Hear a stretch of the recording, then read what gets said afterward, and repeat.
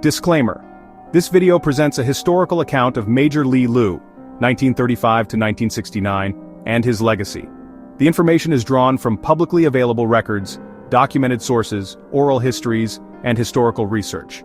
While every effort has been made to ensure accuracy, some details may differ due to varying interpretations of historical events, limitations in available documentation, and the passage of time. This video is intended for educational and informational purposes only. It does not claim to provide a complete or definitive account of all events or individuals referenced. The creators make no representations or warranties regarding the completeness, reliability, or accuracy of the information presented, although the subject matter is treated with utmost respect. We acknowledge that name pronunciations may vary, and any mispronunciations are unintentional, and should not be taken as a sign of disrespect. Any views or interpretations expressed are offered in good faith and are not intended to cause harm, defame, or misrepresent any individuals, families, communities, or organizations. Viewers are encouraged to consult multiple sources and conduct independent research for a broader understanding of the subject. Dawn breaks over the mist-shrouded highlands of Laos. In these remote valleys, history was written in silence and shadow. Beneath the clouds, secret airstrips carved from jungle earth became lifelines for a people caught between empires. Shadowy figures in worn uniforms moved quietly, their faces marked by resolve and uncertainty. Among them, a legend began to grow, whispered in villages, written in faded photographs and classified reports. His name was Lee Lu. To the Hmong, he was more than a pilot. He was hope in the sky, a guardian whose courage defied the darkness of war. In a war America kept secret, Lee Lu's legend soared above the clouds, his story, a testament to sacrifice and resilience.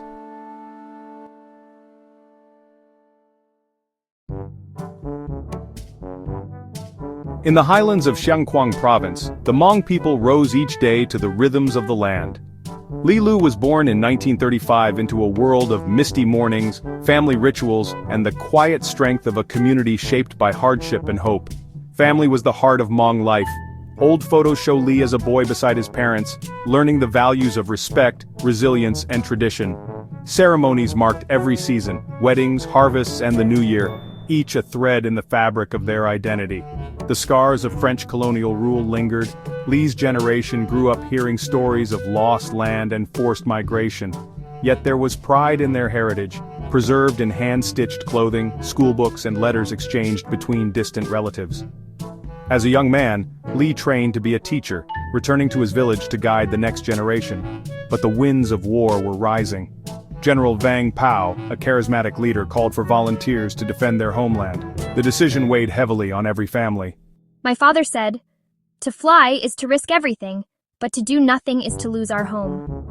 Lee and others stepped forward, not for glory but to protect our villages, our way of life. Animated maps trace Lee's journey, from Popeng to Shengkowang, then to the secret airbase at Longtieng. Along the way he joined other Hmong men, farmers, teachers, hunters, each transformed by the promise and peril of flight. Training was grueling. Close-ups of T-28 cockpit instruments, hands gripping controls, and ground crews prepping aircraft capture the tension and hope of those first flights. For Lee, each lesson was a step toward destiny. Before Lee Lu ever flew a combat mission, he and his fellow Hmong recruits faced grueling training. Many had never seen an airplane up close. American advisors drilled them in the basics: navigation, emergency procedures, and the quirks of the T-28 Trojan, a plane that demanded respect. The T-28 was originally a trainer, but in Laos it became a weapon of survival. Its controls were simple, but flying low over enemy territory meant every mission was a test of nerve. Lee quickly stood out, his hands steady, his instincts sharp. Once at Longtieng, Lee's days blurred into a relentless cycle. Pre-dawn briefings, hurried meals, and sortie after sortie. He flew through monsoon rains and ground fire, sometimes 10 missions in a single day. In just 2 years he logged over 5,000 combat sorties, an almost unimaginable feat. To grasp the scale, compare Lee's record to other pilots. Most flew a few hundred missions, Lee flew thousands. The pace was punishing, the risks constant. These were not glamorous dogfights. Missions meant flying low, sometimes below the treetops, dodging anti-aircraft fire to support ground troops. Lee's calm under fire became legendary. Fellow pilots recalled how he would land, help reload bombs, and take off again, barely pausing to catch his breath. Lee was a legend among us. He'd come in low, drop his ordnance, and circle back before the smoke cleared. Sometimes he'd be the first to help reload another pilot's plane. We all tried to keep up, but no one matched his drive. In the ops room, radios crackled with urgent calls. Every mission was a gamble, but Lee's voice was steady, even when the odds were long. He inspired confidence in everyone who flew with him. The North Vietnamese advance made Long Tieng, the remote airbase carved from jungle, one of the most secret and strategic outposts in Southeast Asia. From here, the Hmong pilots and their American advisors launched missions that shaped the fate of the region. The T-28 Trojan, once a humble trainer, was transformed for war. Its rugged frame, simple controls, and ability to operate from rough airstrips made it ideal for the covert campaign. Technical diagrams and declassified manuals reveal how the aircraft was modified for ground attack, fitted with bombs, rockets, and reinforced armor. As the war escalated, enemy anti-aircraft guns and Soviet-supplied tanks threatened every sortie. Animated overlays show the expanding web of supply lines, radio networks, and airstrips that kept the Hmong pilots flying, often under the cover of secrecy, with American and CIA support hidden from the world. Period newsreels and declassified footage only provide a hint of the enormity of the secret war. The Hmong pilots, who were armed and advised by American Special Operations and the CIA, faced increasing losses as enemy defenses improved. Their courage and sacrifice, which remained hidden for decades, were known only to those who fought and those who awaited their return. In July 1969, the air over Laos was thick with tension. Operation Off Balance was launched to retake the strategically vital airfield at Muang Sui. Hmong and Royalist forces faced overwhelming odds as enemy troops advanced, supported by heavy artillery. Pilots gathered in the early dawn, reviewing maps and radioing last-minute instructions, knowing the risks that awaited them in the sky. Li Lu volunteered for sortie after sortie, his resolve unbroken. Fellow pilots recall his calm under fire, his quiet encouragement before takeoff. On July 12th, as enemy fire intensified, Lee climbed into his T-28 for what would become his final, perilous mission. The radio crackled with urgent calls as aircraft launched in quick succession, each pilot aware of the mounting danger.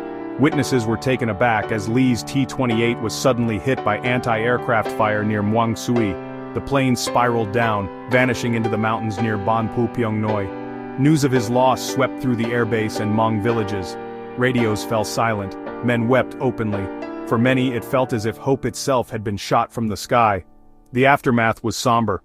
At the airbase, a single bugle note echoed as comrades gathered in silence. In Hmong villages, elders led prayers and families lit candles. The loss of Li Lu was more than the loss of a pilot. It was a profound loss that deeply affected the community, symbolizing a broader impact. The war effort faltered as grief swept through the ranks. When Lee left us, it was as if the very sky had lost its radiance. He was more than a pilot. He was a living symbol of our people's resilience. I can still recall his smile before each mission, and the weight of his words, "We fly for our families." His courage was a beacon, even in our darkest days, and his spirit lives on, inspiring us all. At his funeral, mourners lined the roads for miles, their silence speaking louder than words, a profound respect for Li Lu's sacrifice. Flags were folded with trembling hands, and medals, symbols of his courage, were laid gently upon his coffin. The air was thick with grief, yet carried by a deep and unshakable pride. In that moment, Li Lu's sacrifice was not just mourned, but embraced as a rallying cry. A reminder that even in our greatest sorrow, the spirit of our people rises and endures. Across generations, Li Lu's legacy endures. In Hmong communities, his name is spoken with reverence at cultural festivals, memorials, and family gatherings. His story is woven into the fabric of identity, a symbol of courage and sacrifice. In museums and academic works, historians reflect on his impact. As one historian notes, Li Lu's story is not just about war, but about the resilience of a people determined to survive and be heard. Veterans who served with Lee remember his quiet determination. He inspired everyone around him, recalls a fellow pilot. He flew for his people, never for glory. Today, young Hmong learn about Li Lu in classrooms and at home. He showed us that we can be strong, that our history matters, says a student. His memory lives on, in books, in stories, and in the hearts of a new generation. As the sun sets over the plain of jars, the land remembers. Here, the echoes of courage linger in the mist, and the legacy of those who gave everything endures. Against the fading light, the silhouette of a lone T-28 drifts across the sky, a symbol of sacrifice, resilience, and hope carried forward by the Hmong people. Major Lee Lu's story is not only one of loss, but of inspiration. His courage, and the courage of his people, are woven into the fabric of history, reminding us that even in the darkest times, hope can take flight. For the Hmong, and for all who remember, it is our collective duty to ensure that their legacy lives on. In every story told, in every generation that rises, and in every dream that soars beyond the horizon, we all play a part in preserving their memory. Between 1964 and 1975, a small group of Hmong men flew T-28s in Laos on dangerous low-altitude missions to support ground forces. Roughly half of that cohort, about 18 of 36, were killed. This short documentary examines the 5 main reasons behind that staggering loss. 1. Extraordinarily high operational tempo, many low-altitude sorties per day. 2. The inherently risky mission set, dangerous close air support and interdiction flown at low altitude.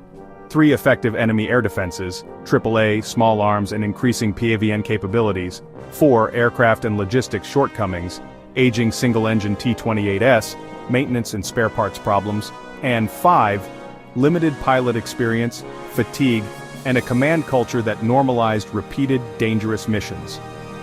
Given the opportunity and proper training, the Hmong pilots have proven that they can master the skies and fly any aircraft. Their skill, courage, and precision are commendable. We owe them our gratitude. Thank you.